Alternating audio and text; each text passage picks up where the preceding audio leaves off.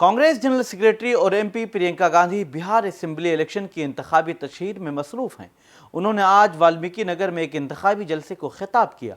उन्होंने कहा कि गुज़िश्ता 20 बरसों से बिहार में एनडीए की हुकूमत है, लेकिन आज भी यहाँ के लोगों को रोजगार के लिए दूसरे रियासतों में जाना पड़ रहा है। आज किसानी से भी लोग कमा नहीं पा रहे हैं। एक ज़माने में खेती बाड़ी बहुत अच्छी थी, लेकिन अब हालात बदल गए हैं। आज किसानों को अपनी पैदावार का मुनासिब दाम नहीं मिल रहा है। प्रियंका गांधी ने बीजेपी पर तनकीद करते हुए कहा कि आज ये लोग मुल्क में किसी भी बुरी चीज़ के लिए जवाहरलाल नेहरू को जिम्मेदार ठहराते हैं, लेकिन आज न्यूयॉर्क में एक अमेरिकी शख्स ने इलेक्शन जीता और उन्होंने जवाहरलाल नेहरू की बात की। आज मुल्क से बाहर नेहरू की बात की जाती है, मगर उनके अपने मुल्क में बीजेपी उनकी तौहीन करती है। प्रियंका गांधी ने कहा कि राहुल गांधी ने वोट चोरी के खिलाफ यात्रा निकाली, मगर ये कहते हैं कि उन्होंने घुसपैठियों के लिए यात्रा निकाली। तो क्या यहाँ के वोटर घुसपैठिए हैं? महागठबंधन आवाम के हुकूक की लड़ाई लड़ रहा है।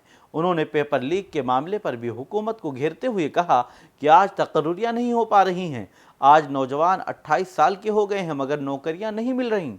महागठबंधन की हुकूमत पेपर लीक को रोकेगी। हम इम्तिहानात के कैलेंडर जारी करेंगे। नौजवानों को कारोबार शुरू करने के लिए 2 लाख रुपए दिए जाएंगे।